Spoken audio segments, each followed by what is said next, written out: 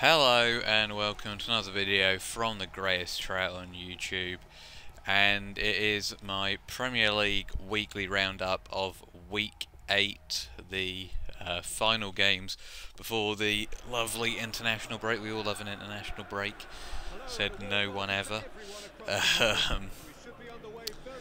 But we might as well just dive straight into it. A lot of chaos going on this weekend. Chelsea losing again. Two managers, well, one manager leaving, the other getting sacked at opposite ends of the table. Well, I say that, but Liverpool weren't doing too great. Anyway, let's start with a 12:45 kickoff. Let's get that one out of the way because that was bloody horrendous to watch. Palace versus West Brom, and West Brom, they just in pretty much a typical Pulis style, but it was even worse here. I mean, they just set up to not lose here, and they still did. They really barely threatened. I cannot remember a single real clear-cut chance that they had, and Zaha was just giving Brunt hell down that right-hand side, and he just kept causing them problems, and in the end he provided them obviously with the penalty which Cabaye slotted away just like he did against Watford. And yeah, it was a pretty simple game really. West Brom just kept inviting the pressure by just hoofing it up to Rondon. It wasn't the greatest game, but you could see that Palace were the more likely to take the 3 points, and that's exactly what they did, and they continue to go on. And I do start to worry about West Brom more and more, but it'll be interesting to see how well Pulis can do the next couple of weeks, or well, after the international break anyway. Moving on to the first 3 o'clock game, which we really have to talk about, which is Manchester City versus Newcastle. I wonder if anyone put Sergio Aguero as a triple captain on fantasy football, because that's exactly what I did. I wasn't actually planning on doing it. It just came into my mind on Saturday morning. I just had a feeling, same feeling I had before Götze scored the World Cup winning goal, which I predicted about half an hour before it happened, before he was even on the pitch, by the way. I'm clearly Nostradamus, but anyway, a man who isn't Nostradamus is bloody Steve McLaren, because he cannot win a game to save his life. I believe the stat is something like two games he's won in the last 22 league games that he's had at Derby and then obviously Newcastle, and the guy just seems to be out of his depth. I mean, you're 1-1 at half time with Manchester City. What on earth must that team talk have been like? I mean, 1-1 at the Etihad against Manchester City, you've led in the first half. McLaren should be rallying those troops to at least take away a 1-1 draw, and they come out and play like that. They conceded in the 49th minute, the 50th minute, the 53rd minute and the 60th minute. Now, I know he's got a lot of crap resources. I mean, he had to play Gouffran at central midfield, for Christ's sake. But it's just inexcusable conceding at those kind of times, no matter how good Aguero and De Bruyne were in that game. And really, he's going to get sacked, isn't he? I'll be amazed if he survives the season. And I can't see it getting any better for him. I do worry for Newcastle more and more every week. In terms of City, once again they showed they aren't exactly invincible at the back. Mitrovic getting off the mark finally for Newcastle, that could be crucial to them. But again, they're going to win the league easily if Aguero is able to replicate that form week after week. But the more and more I see of Man City, the more and more I think it's going to be one of those sort of stereotypical seasons where they look like they're going to they sort of come out of a house on fire. Aguero's scoring, their big players are stepping up. Then they get a few injuries, it starts to get a bit niggly. They never really win a title safely, Man City. It always sort of goes down to the wire with them. I can see that happening again here. If Aguero gets injured, Boney hasn't exactly been firing this season. And, you know, as it stands, Aguero, De Bruyne and Silva, those three are just going to rip teams apart. But there's going to be certain stages in this season where they're not going to have them, and they're going to have to get results in those games, otherwise they could be threatened.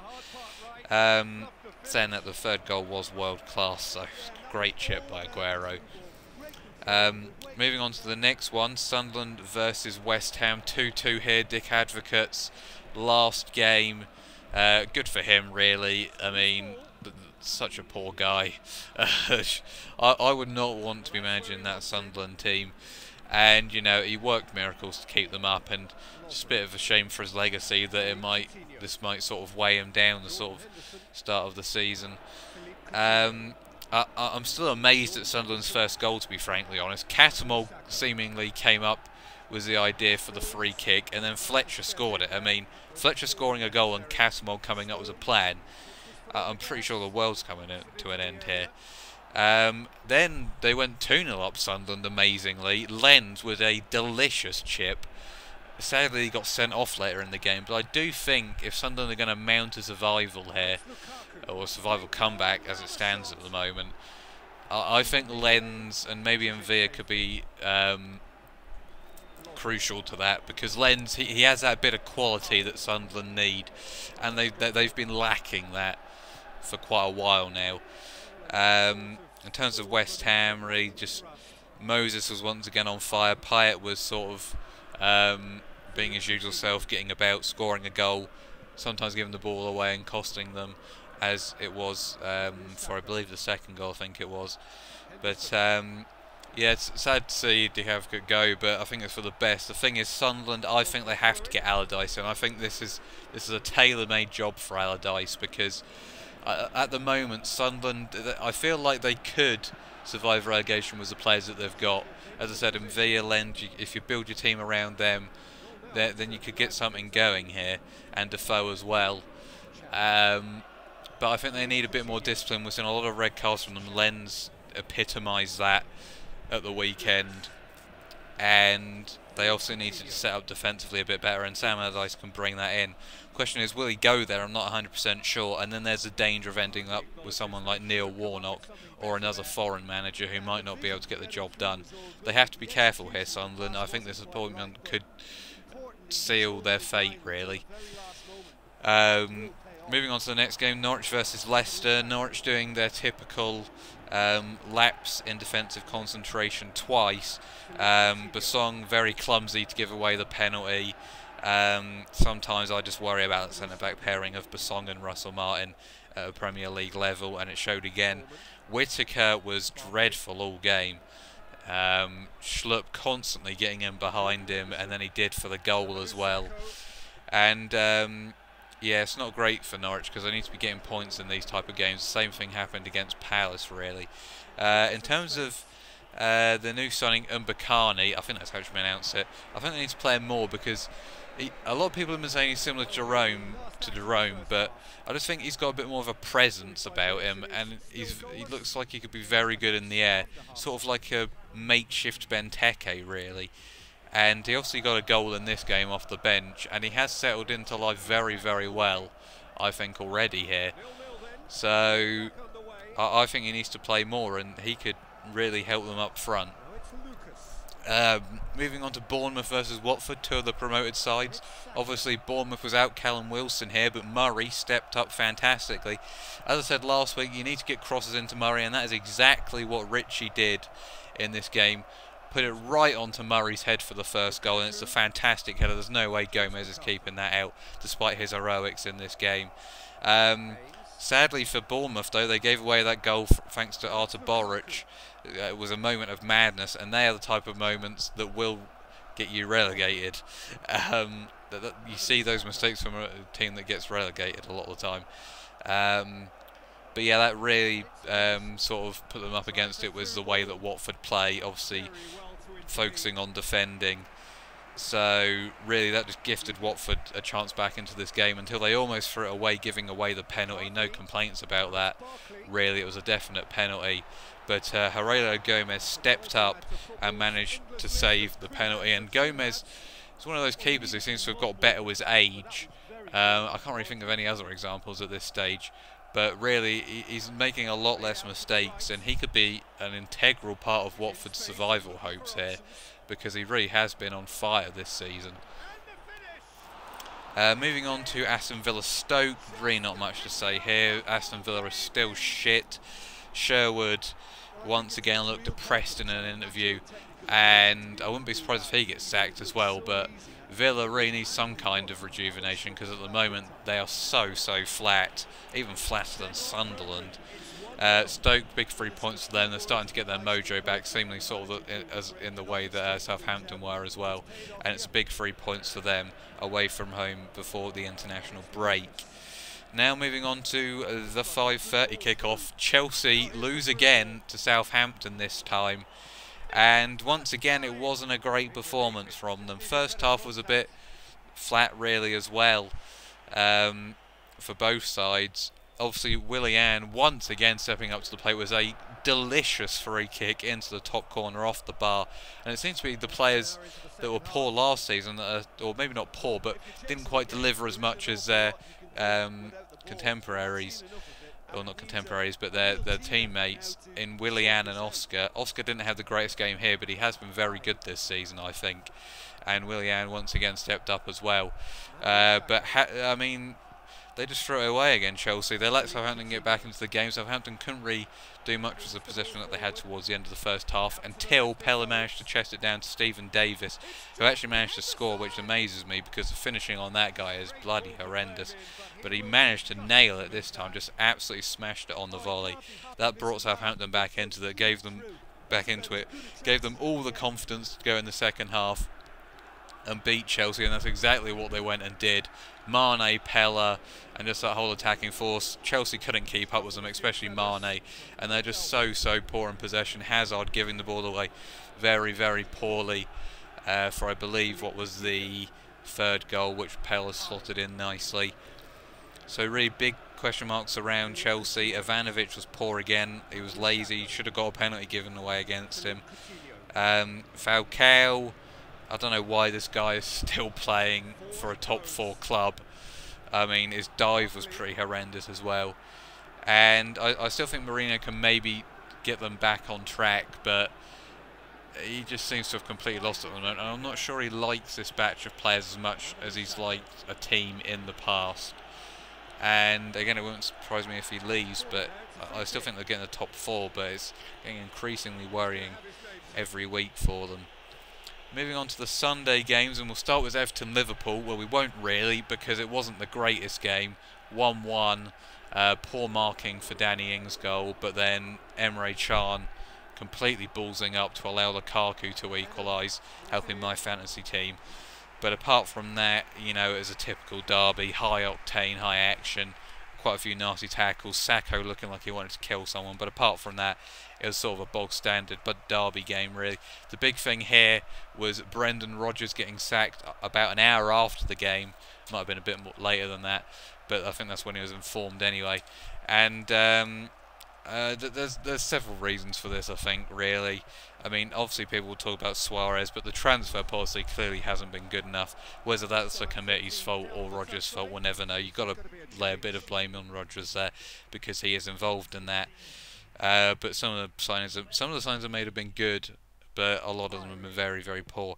Another problem is he doesn't know his best starting 11 half the time, and still plays Lovren every week, and had Sacco sitting on the bench for several weeks when you can clearly see Sacco's a lot better.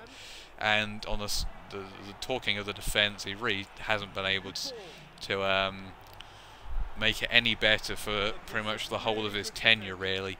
But I think Rodgers overall, he'll be a bit like Nick Clegg, as they said. His legacy will be a bit better than, well, I don't know about Nick Clegg actually, but so that Lib Dem period. I'm going completely off topic here, but overall he'll look a bit better than what he is now. I mean, if I can remember Liverpool back before he came in, and they were horrendous. And some would say they're not much better now, but really he has had a lot to contend with Sturridge's injury, Sterling's unhappiness. Didn't handle the Gerrard situation too well, but Gerrard was getting old, and I can see why he wanted to get him out the door. But quite frankly, his tactics just haven't been up to the cop, really, in the last year or so. Who they get in, I say Klopp or bust, really. I can't see not a chance of getting Ancelotti in. I wouldn't be surprised if Klopp doesn't go there and they end up with someone like De Boer, though. I'm still not sure about Klopp, though. I think he's sometimes a bit overhyped. I mean, when you look at the facts, really, is much like Rodgers. He had 1 or 2 good seasons, In his case, I think it was 2.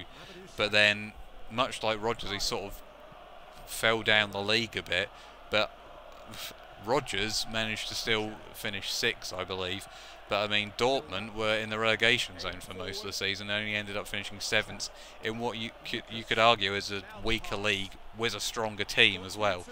So there's plenty of question marks around there. I still would like to see Klopp in the Premier League though. Moving on to the other 4 o'clock game, or the first 4 o'clock game, Swansea versus Spurs. Not really much to report here. Eriksen finally sort of comes alive after looking pretty poor in recent times. Still problems though for Spurs, leaking 2 goals, and I wasn't really too surprised to see this was a draw. Swansea have sort of been on a bit of a downward spiral. Well, not a downward spiral, but they haven't been playing as they were at the start of the season. And Spurs have sort of been on an upward trend, but they still have a few mistakes to iron out. Hence why it probably ended 2-2 here. Moving on to Arsenal versus Manchester United, and it's an incoming rant here. Well, maybe not. I'll try to keep calm, but it was horrendous watching this game. I mean, Arsenal tore us a new arsehole, really. And the warning signs were there, really, when we played Southampton, and it's almost a carbon copy of the first 20 minutes here, except it was Sanchez terrorising us instead of Mane. And really, Darmian didn't have a chance against Sanchez. Sanchez was on fire, but he didn't get enough help at all. That just dragged Smalling and Blind out half the time. And there was Ozil just orchestrating all the attacks. And really, it was very, very poor. Schweinsteiger and Carrick were very, very poor as well. I don't know why Schneiderlin didn't start. And really, after we're 2-0 down, I know it was over. The chances of our team mounting a comeback most of the time is very unlikely with the way we play now. And I really just didn't understand Van Gaal's game plan in this. It was so bizarre. I mean, he didn't play Snowden, as I said, but just after we go to 3-0 down, we're still doing the same passing stuff. We're not trying anything new. When we bring Fellaini on, supposedly you're supposed to actually hoof the ball up to him, but instead he's just playing in the midfield, passing the ball around. So we're now trying to carve out opportunities with Rooney and Fellaini as the main players in behind Martial, and I feel sorry for Martial because the guy was feeding off scraps, and he still managed to almost get a goal if it wasn't for Cech making a fantastic save for Arsenal. And really, I'm just getting a bit sick of LVG. I mean, he's the type of manager, he'll get you into the top 4 with the way he plays, because he's so focused on the defensive side. Well, it didn't seem like that today, but he's so focused on the smaller things. But the way he makes this team play is just horrendous half the time. But he's just limiting Mata so much on the wings as well, and playing Rooney in behind. And really, it would be nice. I mean, I know he's going to probably end his career here, or at least leave Man United at 2017 for his wife. It'd be nice if his wife could somehow blackmail him leaving 1 year earlier, because with Chelsea and Liverpool struggling so much, and Ancelotti on the job market, even though he is having a few an operation or something, I believe, Ancelotti I think is the perfect fit with the way Van Gaal has set this up, because Van Gaal will leave us with the base, but we really need to push on in a more attacking style that Ancelotti is very, very famous for. And I just think he's a really good manager, and he doesn't get enough credit, Ancelotti. And I do worry if we continue with this LVG thing, keep getting us into the top 4, and then we go with Giggs and it all falls apart like it did with Moyes. But it'll be interesting to see in the next few weeks what happens. Obviously, the City game is coming up, which will be another indicator of where we really stand. So, thank you for watching, guys, and until next time, goodbye.